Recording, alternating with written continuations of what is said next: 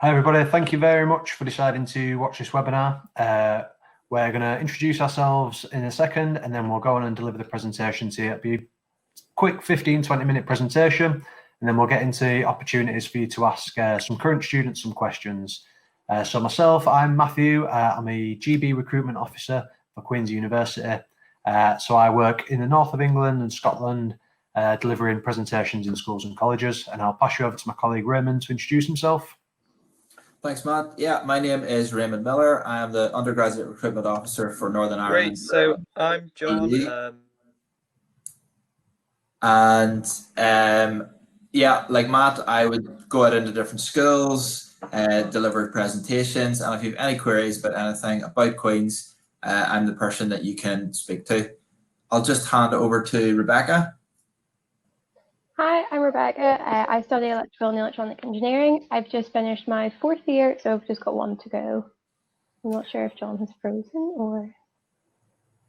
And we might be having some technical difficulties with John, so we'll move on to the presentation and then we'll get John to introduce himself a bit later as well. So Rebecca and Raymond and John will just mute themselves and then we'll go on. So like I say, my name's Matt. It's really important when you're thinking about coming and studying at Belfast to look at Belfast as a whole rather than just the university itself. And Belfast is the cultural capital of Northern Ireland. It's a really vibrant place to live. There's lots of different things that you can do within Belfast itself. So when you do come, not only will you enjoy that university experience, but you'll get a really good experience of being in Belfast itself in a really busy city. It's not only the political capital, but it is also the artistic capital of Northern Ireland. It's a really friendly place to live and it's really safe as well. And I think that's really important when you're looking at moving to a new place to study. And again, it's got the lowest cost of student living in the UK. So that means for you as a student that you'll have more money in your pocket that you can spend on things to make your time at Belfast more enriched. But not only will you have Belfast itself to explore and to enjoy, but you'll have Northern Ireland as a whole. The transport links around Northern Ireland are fantastic, and you can really go to lots of different areas of Northern Ireland and experience that. So that's a picture there of the Giant's Causeway.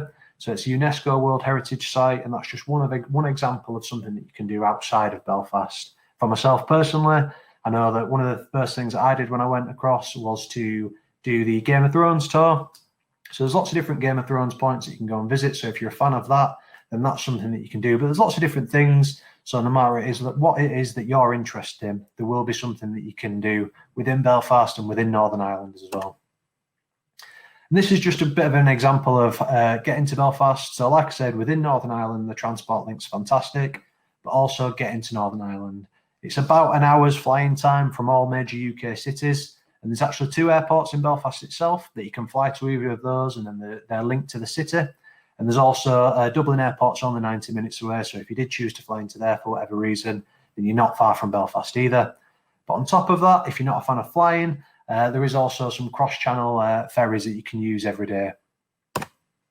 And Belfast itself, so it's a really small city. It's small, compact and walkable. So it means that you won't have to spend a lot of your money getting around Belfast itself. The picture there, that's the City Hall behind those students. And that's actually about a 20-minute slow walk to the university itself. So that's from the exact city centre. So like I say, you can spend a little bit of time within the city centre and you're only 20 minutes away from the university if you've got a lecture or a seminar. It's a really friendly city. There's lots of different things to do, whether it is the City Hall or the Crumlin Road Jail. And also they've got things like the Ulster Museum, which is just around the corner from the university. So it's literally, you can see it over the road. So like I said, there's lots of things for you to do in Belfast itself. In terms of the nightlife, it's really important to point out that for some people at university, nightlife is an important aspect. And in Belfast, there's lots of different types of nightlife. So there's traditional pubs, live music venues, there's sports bars, cocktail bars, and there's nightclubs as well. So what I would probably advise you to do is if you're thinking about coming and studying with us, take a bit of time and go and look at the nightlife, experience it, but also remember that there will be something, no matter what you're interested in, there will be a nightlife that represents that, and it's just about finding that sort of place that you enjoy. There's lots of different shopping options. So you've got places like Victoria Square and Castle Court, which has the large major brands, but my personal favourite is the St George's Market. There's lots of boutique shops and boutique cafes in there, so it's a little bit different. So I'd really advise when you come over to Belfast to definitely go to St George's Market and really experience that. Before I go on and talk about Queen's itself, I've got a quick video just to show you that'll hopefully show you some of those places that I was talking about there and give you a bit of an idea about what it's like to study in Belfast.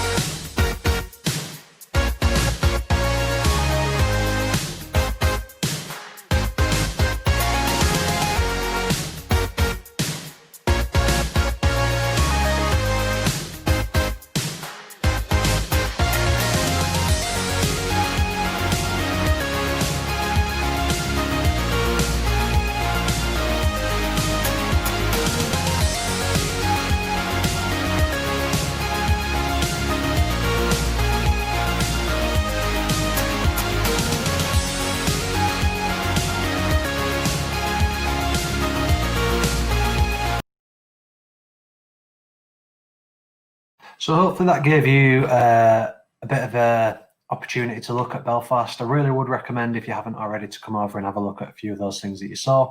But in terms of why to choose Queen's, we're ranked 173rd in the world. So that shows you the quality of teaching and the prestige that you get with a Queen's University degree, but also we're the 9th oldest in the UK. So again, that shows you that that quality is long-standing. So it's not something that we've just recently started delivering. We've been delivering quality teaching for a long time. We're ranked 16th in the world for International Outlook. And then what that means to you as a student is that actually when you get your degree, you'll have met people from a whole range of different backgrounds, from a whole range of different cultures and countries. And that degree and that experience gives you a richer opportunity at university. And we're also a member of the Russell Group. So for those of you that don't know what the Russell Group is, it's a group of leading universities that are research intensive. And then the benefit for you of being at a research intensive university that's leading the UK's universities is that actually you'll be learning from professors and educators that are really on the cutting edge of what they're studying. So you're not going to be learning old research, you're going to be learning what's at the very cutting edge of your industry and your research opportunities. So that's a really good benefit for you going out into industry. The university itself is split up into 3 different faculties. So all of the subjects that we teach at Queen's will be put into one of these faculties. So you've got arts, humanities and social sciences, you've got engineering and physical sciences, and then you've also got medicine, health and life sciences. And then whatever course that you've applied to, you would be split into one of these faculties. And then the faculties themselves are actually split up into smaller schools. And you can see that within the schools that we've got in the Faculty of Arts, Humanities and Social Sciences, you've got some really well-regarded courses there. So you've got criminology, social work and social policy and social work, ranked 20th, 16th and 18th in the UK. So that shows you the quality of the teaching that we're putting across at Queen's University. We've also got the Faculty of Engineering and Physical Sciences. And again, you've got things like Planning, Environment and Development, ranked 6th in the UK. and the Faculty of Medicine, Health and Life Sciences, with a really popular dentistry and medicine ranked 3rd and 15th in the UK. So take a bit of time when you've applied to your course to go and look at these the courses and the modules that build them up, and get a bit of an idea about what else might be taught in your faculty to see what's within your school as well. So we recognise at Queen's University that money is a really important part of going to university, and actually that planning process is something that you should spend a bit of time looking into as well. Northern Ireland is the lowest student cost of living in the UK, over £5,000 per year cheaper for students to live in Northern Ireland compared to London. And that is really important, because if it's £5,000 cheaper for you to live in Northern Ireland, then actually what that means to you is that you don't have to find that extra £5,000 that you would if you were going to be living in London or Manchester or big cities. You can actually think, well, I've got extra money that I can spend on what I want to spend on, rather than it going on things like rent or transport costs, for example. And to help you with that cost of university, we do have scholarships available for undergraduate students that are there to reward your hard work and reward your excellence. So if you're a GB student, so if you come from England, Scotland, Wales, Isle of Man or the Channel Islands, then you have got the opportunity to apply to the GB undergraduate scholarships. And if you've got any questions about that, feel free to contact me at the end. We've also got the entrance scholarship competition. So if you get 3 A's at your A-levels, then you can apply to that for rewards of between £600 and £2,400. And then we've got lots of different sports scholarships as well. So for example, the Elite Athlete Programme, if you've represented your country at a European or World Games, for example, or you've got a proven track record of success, then that might be something that you could apply for. We've got the academic scholarships for the 5 main courses, the 5 main sports at Queen's University. And then we've also got sports bursaries as well. And that can come across with in money, in training time, in strength and conditioning, in coaching. So there's lots of different ways, and that can be put across to you as well. What I'll do now is I'll pass over to Raymond, and Raymond will talk to you a little bit more about studying at Queen's. Thanks very much, Matt. And thanks for going through that as well. Matt has obviously given you an overview of the range of courses that we have, and we obviously want you to do as well as you can within your chosen course. So university as a whole is all about excelling yourself in the course that you have chosen to do. So it's about studying, but it's also about relaxing and socializing as well. And in order to allow you to both study, relax and socialize, we have invested heavily into our facilities at Queen's. In the last 10 years, we have invested over £350 million, and we will match that in the next 10 years by investing a further £350 million into our facilities. We have a real mix of historic and tech-savvy facilities at Queen's. So like the picture there, the building in the background is the Lanyon building, which is the main building at Queen's. So it's been there since 1849. It's really historic, but as well as the campus that's steeped in history, there's also lots of opportunity to make use of our tech-savvy facilities. So those are things like our interactive lecture theatres, our Sonic Arts Research Centre. So if you are doing anything to do with sound design, you would use that centre. There are film studios, flight simulators, and state-of-the-art computer suites. And on top of that, there are areas where you can go and just hang out and socialise with people. There are light, airy, spacious areas around the campus. So it's things like our Students' Union. We're also currently building a brand new Students' Union that you would avail of. We have our Maclay Library. There are cafes around campus that you can go to. There's a wellbeing room. There's lots and lots of stuff going on at campus. And this video just gives you an overview of what our campus actually looks like.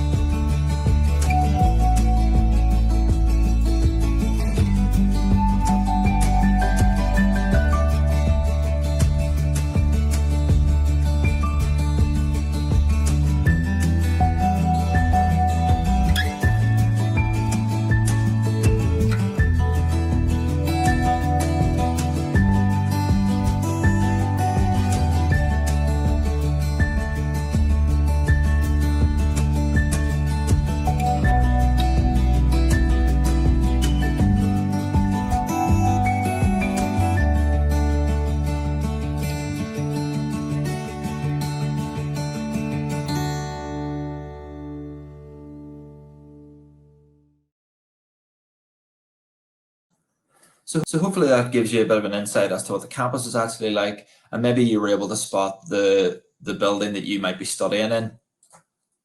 When you decide to come to Queen's, we offer and guarantee accommodation for our first year students. So if you're a first year student thinking about studying in Belfast, thinking about coming to Queen's, we have a guarantee accommodation for you. There are 3 accommodation locations. They're called Elms BT1, Elms BT2, and Elms BT9, which is also sometimes called Elms Village as well.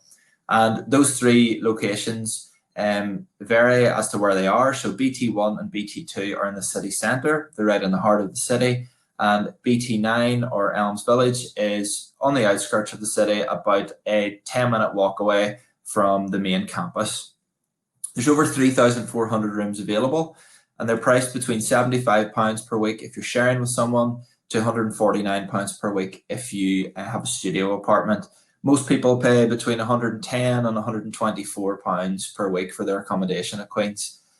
That rent, it includes all your utility bills. So you're talking about your electricity, your heating, your hot water, they're all covered within the rent. It also covers contents insurance, so anything that's in your room would be covered and insured. There's also high-speed Wi-Fi throughout all the accommodation locations. There's a cleaning service, so you would get the communal areas within the accommodation cleaned for you. There is, within your rent, it also includes a TV license, not for your room, but for all the communal areas that are around the accommodation. There's 24-hour security, so we recognise that you feeling safe and secure is really, really important. And how we help with that is through our 24-hour security at our accommodation locations. There's also a postal service. So if you're getting any packages delivered in from Amazon or anything online, you don't have to go to the post office to pick those up. They will be waiting for you at the reception of each accommodation location, and you can just go pick them up there. Basically, we cover everything. You just need to feed yourself. And whenever you couple all that with the fact that Northern Ireland has the lowest student cost of living in the UK, it means that you're getting a really good value for money. On top of that, there are a number of residential life officers within each of our accommodation blocks, and they're people who are there to help you settle into university life.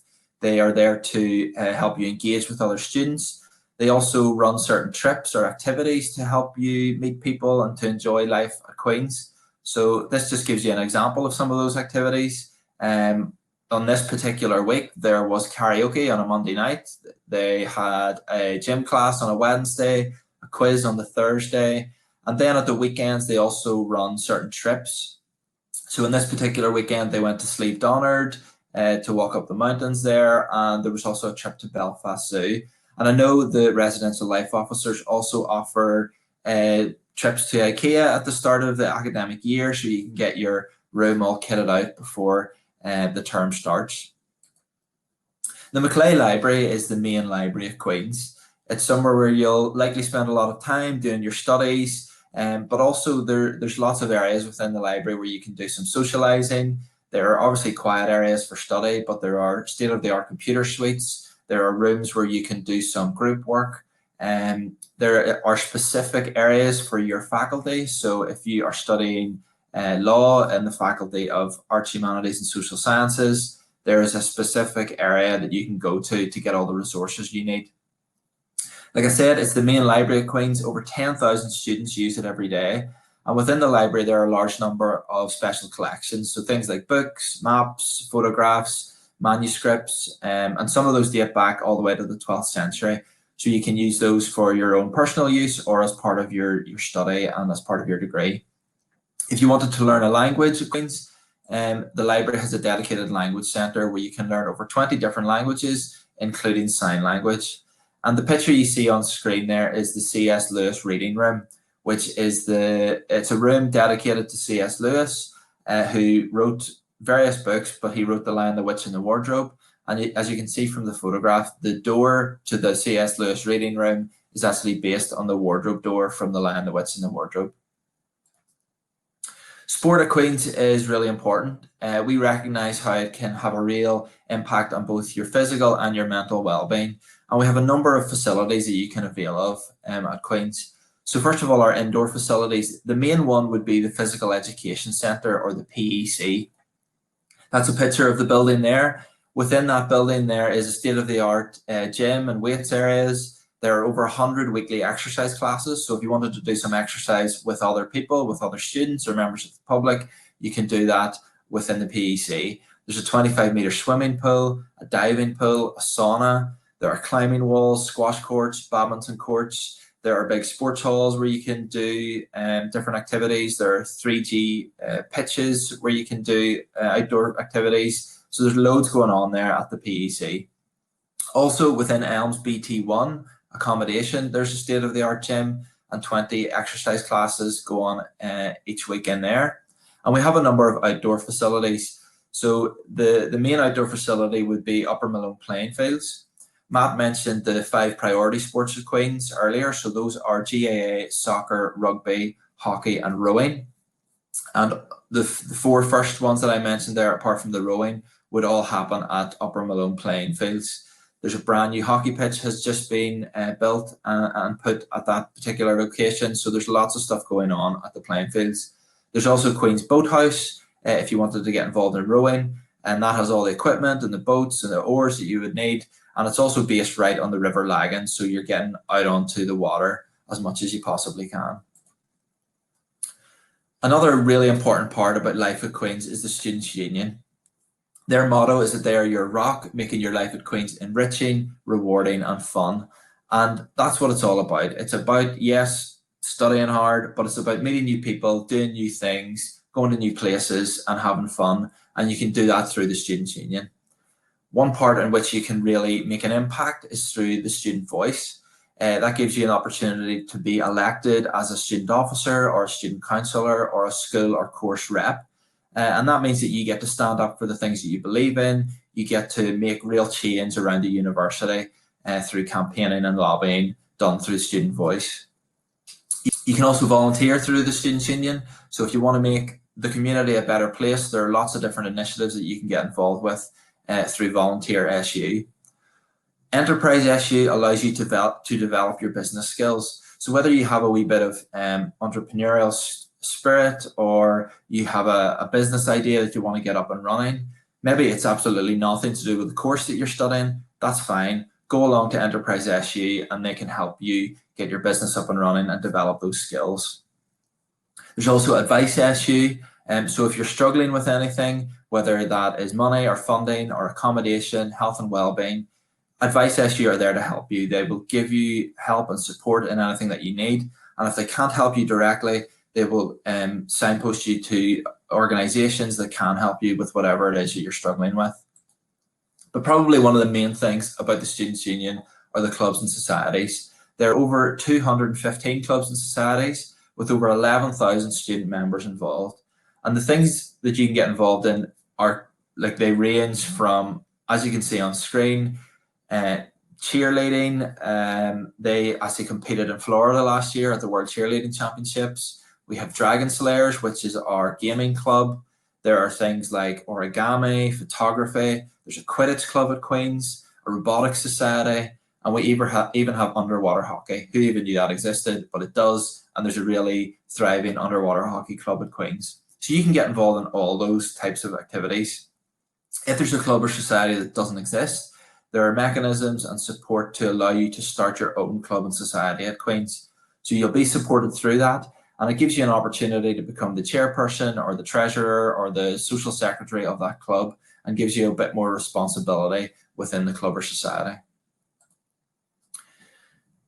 If you get the opportunity to internationalise your Queen's experience through our study or work abroad opportunities, we always encourage you to do it. It allows you to really broaden your horizons. You'll go to a new place, experience a new culture, and it can really enrich your university experience when you bring that back to university. It can allow you to gain an edge in the job market. It gives you things to talk about. It shows that you've stepped outside of your comfort zone and done a wee bit of international study or work. Over 700 Queen's students do this each year, and there's a number of different programs that you can get involved with. They range from programs in North America, so things like Study USA, which allows you to study business for one whole year. Or there's a number of programs in Europe, so things like the Erasmus program, so that allows you to study, work or teach as part of your degree in a European country, and that varies from a few weeks to a full semester.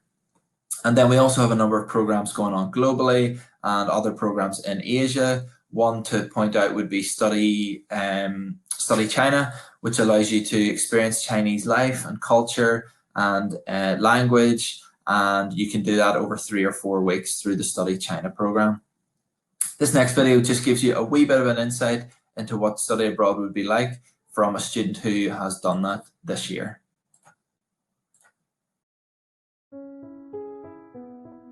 When I applied for Queen's to do law with French, I didn't think my year abroad would make me so much more employable. But from being on it, I can safely say that it's mentioned in every single application form and every single interview. Last year, I spent a year abroad in France. So I went to Toulouse because it's more southern and I like the sun. You don't actually have to just study a language to go away. There's the Erasmus program. And then there's also Study USA. I think I had one friend in New York, another one in Washington. I know another girl who actually went to China. So there's a lot of opportunities of travel. If I'm honest, you think you're independent when you come to university, but you're not independent until you move to another country. It just shows people that you're not afraid to take risks and to throw yourself into new situations. It makes that CV look good.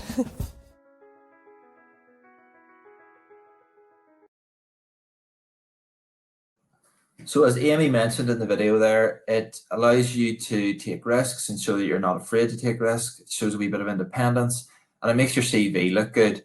And those are all things that employers are looking for after you would graduate from university. And another way in which we help you gain that competitive edge at Queen's is through our Degree Plus program. So this effectively is an accreditation for work-related activities that you do around the university. So that might be things like becoming a campus tour guide, where you would show prospective students and their families around the campus, or there's different homework clubs you can get involved in around the city. There are leadership skills programs, business skills programs. You could become a student ambassador, where you would go back into your old school or college and you would tell people and students there about Queen's and what your experience of Queen's has been like. So all those activities allow you to gain Degree Plus. And how it looks for you is that on the day of your graduation, you would be given your degree certificate to say that you've achieved all your academic work. And you would also be given your Degree Plus certificate to say that you've done all these extracurricular activities. And that certificate and accreditation is recognised and supported by employers in Northern Ireland, and over 2,200 Queen's students carry out Degree Plus each year. So it's a really valuable exercise to get involved in that. A degree from Queen's is also really valuable. 96% of our undergraduates are in full-time employment or further study 6 months after they graduate. And Queen's graduates are in senior leadership positions in 80 out of Northern Ireland's top 100 companies. So not only are our graduates finding work, but they're excelling in the work that they do. Throughout everything, throughout your degree, throughout the extracurricular stuff that you're doing, through the clubs and societies, sport, accommodation, through it all, we are there to support you and we are with you every step of the way. In terms of academic support, there's once you enroll with Queen's, you will be given an advisor of studies, and that is your point of contact for all your academic work. There's also a learning development service to allow you to enhance your study skills or your academic writing or time management, and that can all be done online or it can be done on one-on-one or group sessions.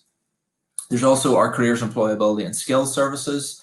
So they offer a range of internships and volunteering programs and development weeks, and it allows you to experience industry and career opportunities before you graduate, so you have a better idea about what sort of field you want to get into. So there are loads of opportunities to enhance your career and employability through that service. We also have a wellbeing support at Queen's, so there is a drop-in centre. If you're struggling with anything, you can drop into the Wellbeing Support Centre and you can speak to anybody there. There are counselling services you can avail of. And if you have any level of disability, there is support for you there. So whether that be physical disabilities, sensory impairments, whether you have specific learning difficulties, we can help you through that. There are adjustments available, so that might be things like funding, or you would get a scribe or a reader, or the use of a PC or different equipment. So all the support is there for you. Next steps at this stage then, so if you want to get in contact with us, you can via studentrecruitment@qub.ac.uk. We also have all the social media platforms you can get in contact with us, and you can check out our website as well. And if you have any questions now, in a moment, you can speak to our students. Before that, I'm going to play you one more video, but I'm also going to open up the chat box. So if you have any questions that you want to ask the students or myself and Matt, the chat box is now open. You can ask away, and we will be able to answer those. All the messages are private, so feel free to ask anything, and we will happily answer those and do our best to give you an answer. But while those questions are coming in, I'm just going to play you one more video about what a day in the life at Queen's would actually look like.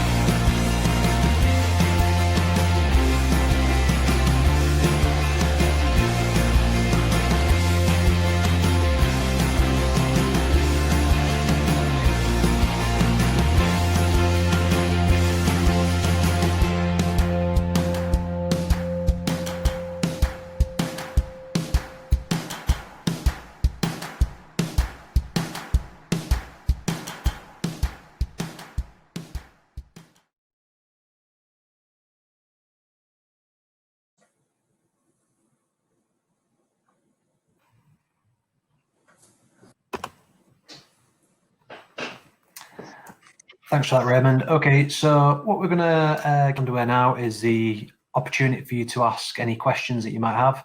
So we'll just quickly introduce ourselves again, so you can direct any questions that you might have specifically. So again, my name's Matthew. I'm the GB Recruitment Officer. I'll pass over to Raymond.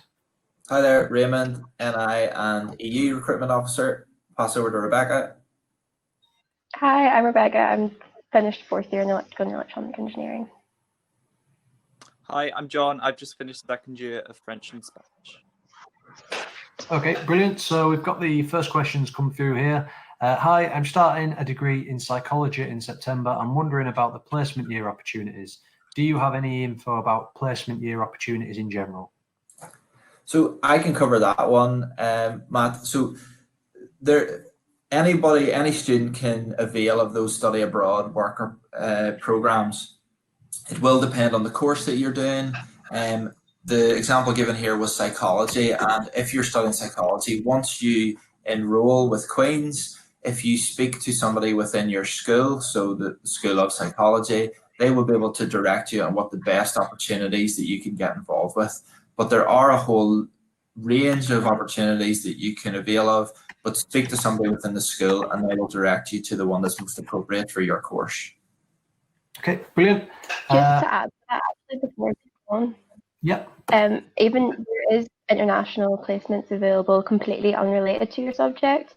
So there's like I think a leadership program that was going to San Francisco this year. So even if you maybe can't get a placement or you don't want to take a full year or even a full semester, you can do one a few weeks over the summer. So I went to China on mine. Mine was an engineering one, but there which is online. Okay, brilliant. And the next question: do you have opportunities to study overseas? Do the opportunities to study overseas have to be a year, or could it be for just months/weeks?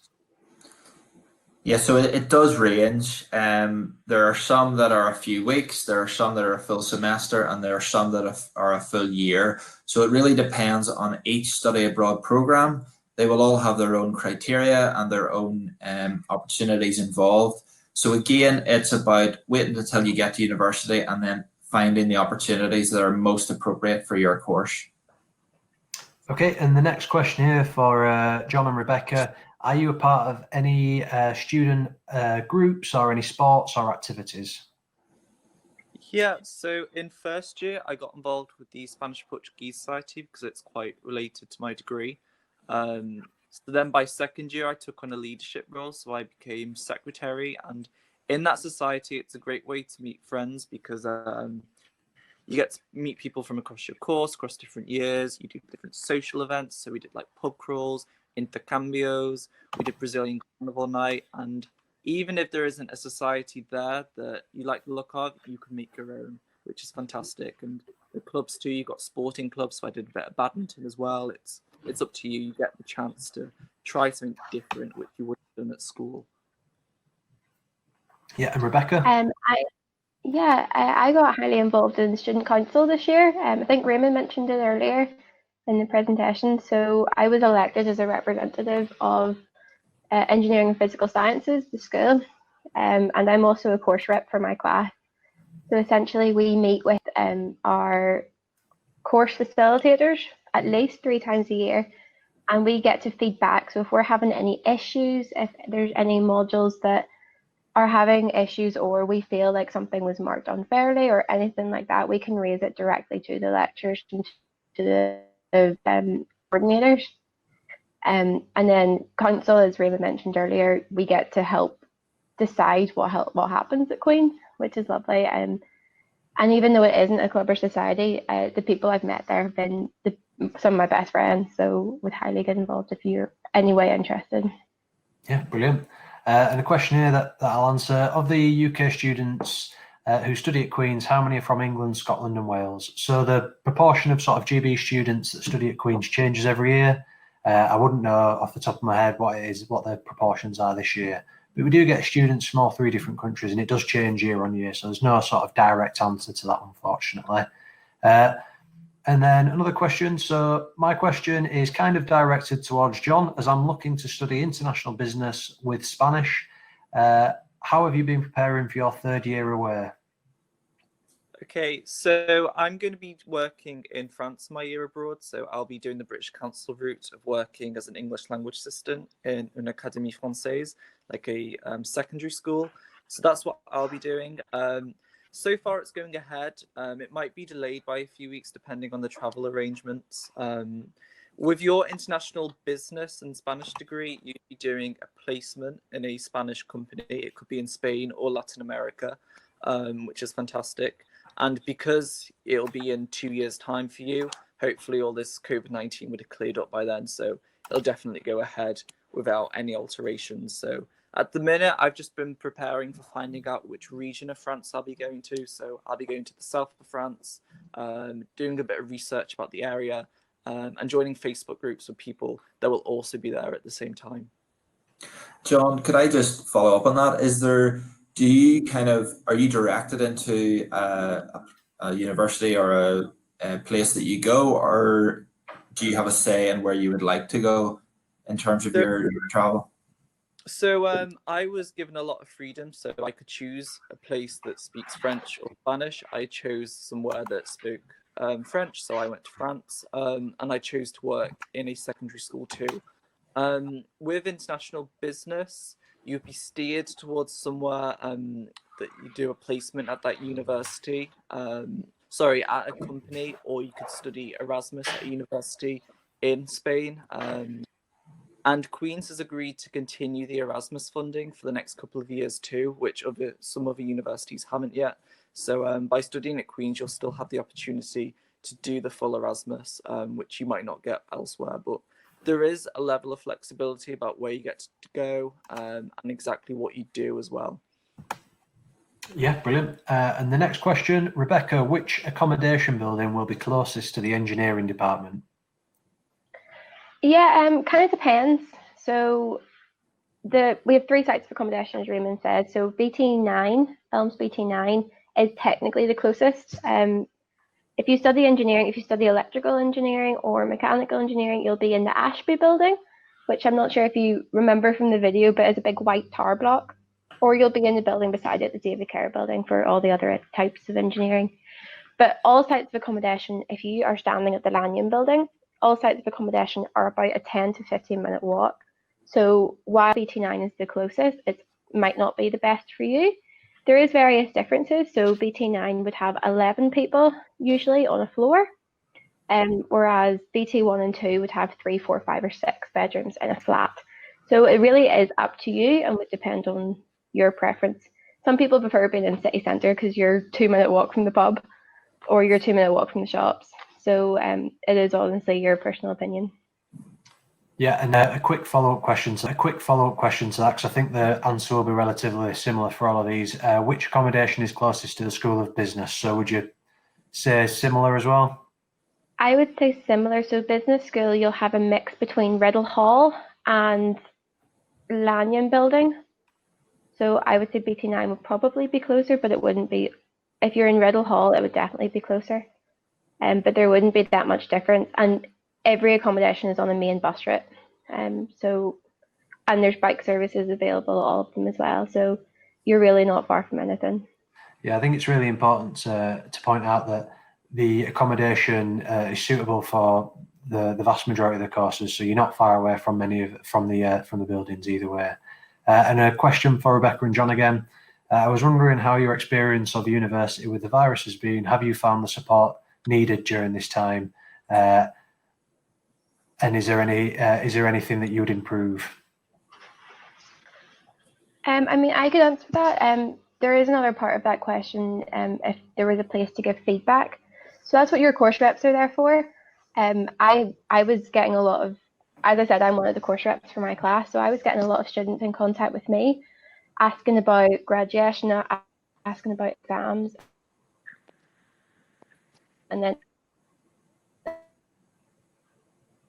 like a couple of Skype meetings or Teams meetings with a few classes, and everything was good. The support services were still available, student wellbeing was still there, Advice SU are still at the phones 24/7. So if you need the help, it will definitely be there.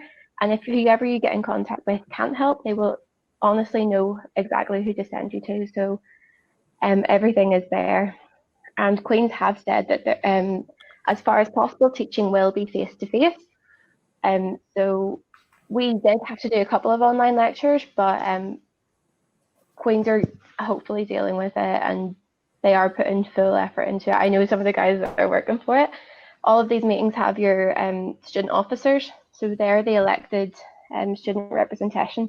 So they're there to make sure that students are heard and that everything that happens will be in students' best interest.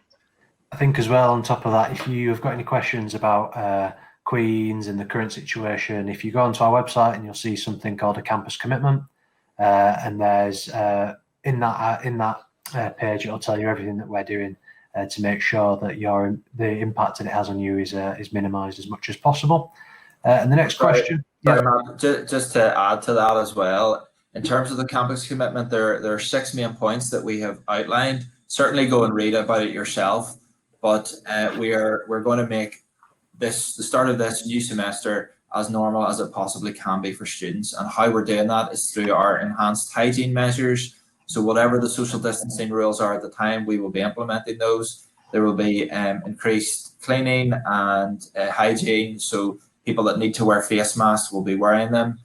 It's going to be an authentic campus experience for everybody. So our cafe, sports centres, students' union, everything's going to be open.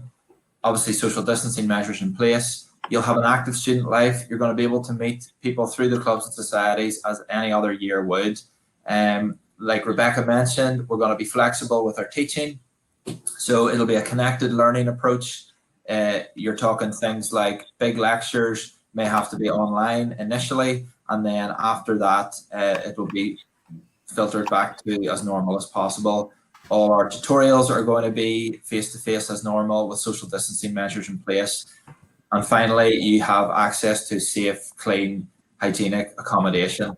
So student life is going to be as normal as it possibly can be. And then as social distancing measures reduce, we will replicate that on campus.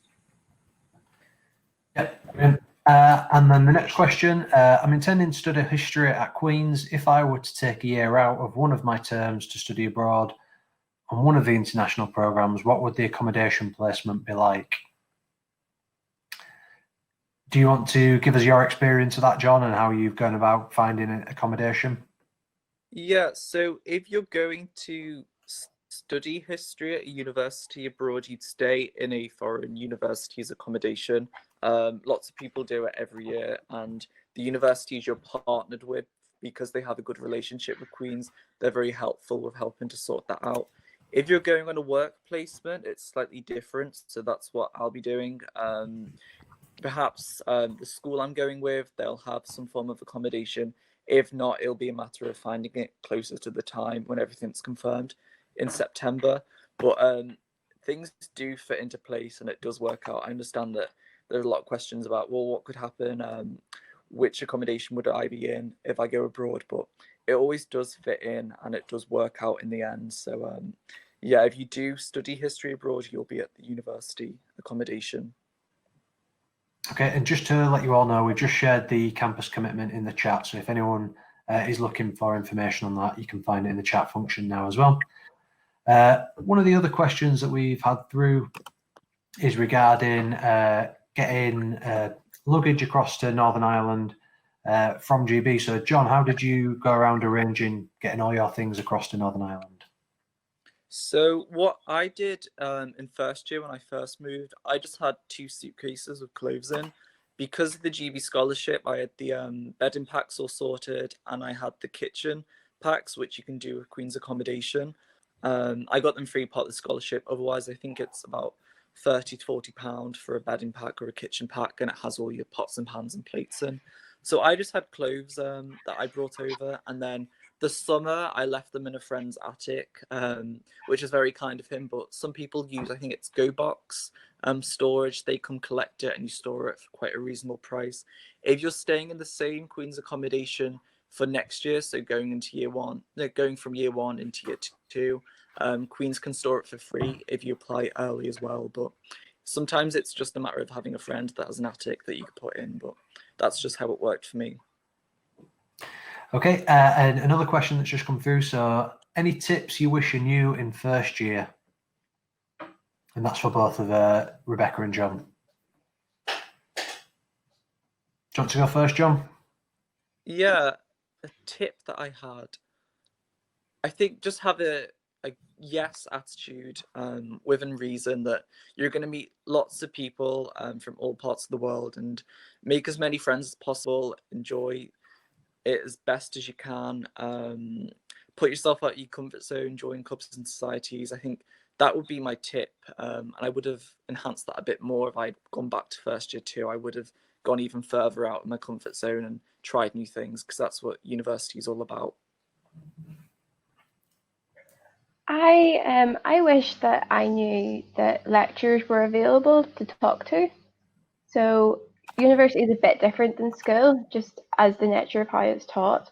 So you're kind of expected to learn things outside of class, which is a lot different from school. But I knew, but I didn't realize that lecturers were available and willing to sit down with you if you didn't understand something. or your classmates can do it, or you can go straight to your advisor of studies. I feel like that should be emphasised. It absolutely was told to every student when you start, you have your welcome week, you have meet your lecturers, meet your classmates, but they seem kind of intimidating. And these are very high people in their field. They're very smart people. And sometimes it can feel, if you're going with maybe a really basic question, that, oh, they wouldn't have time for that. But I found that all of my lecturers love it when you come with them with questions, because it shows that you care and it shows that you're making the effort and that you want to learn. So I would really advise not to be scared to ask for help for anyone. Yeah, brilliant. Matt, sorry, I would just add to that. I know I'm not a student, but my advice for students would be, in first year, go to the careers, employability and skills services and find out what they're doing. Because I find that a lot of students go there quite late in their university career, maybe the end of second year or third year or fourth year, and there's all these opportunities that they've maybe missed out on. Go see them in first year. You don't have to sign up for anything, you don't have to do anything, but at least find out what things they're offering, because through that careers, employability and skills services, you'll find out about the study abroad programs, you'll find out about the wellbeing support, you'll find out about the workshops and the development weeks. So it's a really good place to start, because you're going to university to study and have a good experience, but you're eventually going to be thinking about a career after that. And the best time to find out all that information is in first year. Yeah, definitely. And I'd add to that myself, along what John was saying about that sort of yes attitude, join clubs, join societies. And not only does that give you a bit of a richer experience, but it gives you lots of different skills that'll help you with that employability that Raymond was talking about as well when you do leave university. So we've got about 5 or 10 minutes left. If you do have any questions, feel free to put them in. We have still got a few coming through. One of them, again, to John and Rebecca, is the workload a lot more than school, or is it hard to adjust to that workload? I would say it's quite easy to adjust, because first year is slightly more advanced than A level, but it's not a huge jump. And you're given more time during the week, because instead of studying 3 subjects, you'd only be studying 1 subject or 2 a little bit more in depth. And then I think as you go into second year, there's a slight bigger jump. So if I look now at the end of second year compared to A level, I can see there's a big difference. But as you progress through your degree, it doesn't feel like there's a huge difference, because it's so gradual. And the workload's definitely manageable. Even if you are spending 3 or 4 hours in the library, it's completely manageable, even if there are fewer contact hours than you would have at school. And then just to build on that, John, I'm sorry to say, but there's a bigger jump between second and third year again. No. As you would expect getting to the end of your degree. I would say subjects like engineering, so I have quite a lot of contact hours. So in first year, I would maybe be in class or in labs or in tutorials, close to 30 hours a week. So it was nearly a full school day. Whereas art subjects such as English and languages might not be in class in lectures as often for as many hours, but they would have more independent study to do. So as John was saying, he would be in the library quite a lot. So there is, depending on what student you talk to, there is quite a difference in contact hours, but it is just because of the course. Okay, brilliant. And another question that we've sort of slightly covered, but it might be you might have something else to add to it as well. What's the best way that you've got to meet people, do you think? For me, I'm sorry. Go on, Rebecca, sorry. No, well, for me, I didn't stay in Queen's accommodation in first year. I'm from Northern Ireland, if you can't tell by the accent. So I privately rented a house with my friends. So I found that I wasn't forced to make friends with who I lived with, because I already was. So I met most of my friends through my course. But weirdly enough, I met most of my best friends that I love to this day in work. So I have quite a few jobs across Queen's. I work in different departments. And some of the best people you meet are the people you work with. And aside from that, as I mentioned earlier, council and a few different schemes that I've got involved with, pretty much anything you do at Queen's, you will meet new people and they will be lovely people. Yeah, and John, have you got anything to add to that? Yeah, I completely agree. Accommodation's a great way to make new friends. I made a lot of my friends. I think it's Good Friday at the Speakeasy, which is the FU bar. All my classmates went there of a Friday evening just to like relax a bit after a long week. That was a great way that I made lots of friends and friends that I keep in contact with today. Brilliant. And we have had a couple of international questions come through. Just to let you know, if you are asking any international based questions, we won't answer them in this forum, but what I'll do is I'll send you the details that you're looking for after the webinar's finished, so you know where to go and get that information. And then there's another question here that's going to John. What are the language classes like? Is it a relaxed environment? And are the classes similar to A-level standard? Thanks, Victoria, for the question. There are similarities with A-level classes, especially with your native speaker classes, where you often have groups of about 5 or 6, and you're with a native speaker discussing maybe something in Spanish or in French or Portuguese. They are a little bit more relaxed than other classes because there's a lot of discussion. There are fewer lecture-style classes, and often class sizes don't get bigger than 10 or 15, which is great. You'll have translation classes, you'll have grammar workshops, you'll have the cultural studies, so that could be on literature, linguistics, movies, poetry, that sort of thing. And you'll have your native speaker classes, which I mentioned before, and all of them have a different kind of nature to them. But it's a nice healthy mix, a nice balance of all of them combined. Yeah, brilliant. So we're coming towards the end of this webinar, so if I'll give you another sort of 30 seconds or so if you have any final questions that you'd like to ask. But is there any sort of any other pearls of wisdom that you'd like to pass on, Rebecca or John? Anything that you think you'd found really useful before you went to Queen's or before you moved to Belfast itself? I would say bring a doorstop. So in Queen's accommodation and in private housing, so even if you know the people you live with, a lot of them will be fire doors, so your door will automatically shut. But that's not a great way of getting to know the people that you're going to live with. So bring a doorstop with you, prop your door open when you're moving in, and just encourage everyone to come in and have a chat. I completely agree. I'd also say living in Belfast, go to like the cool, quirky coffee shops, go to the independent bookshops. No Gelato ice cream is my favorite. They do this thing called like a nuggy pot. It's lovely. Go for like little wing pizzas. Just try the things that make Belfast so cool and so quirky, that you don't get in other cities. Definitely embrace that as part of the student experience. Yeah, definitely. Brilliant. So Raymond's posted an email address in the chat function. So if you do have any further questions, feel free to send those through to that email address. But thank you very much for listening, and I hope you found that really useful. Thanks, everyone. Bye.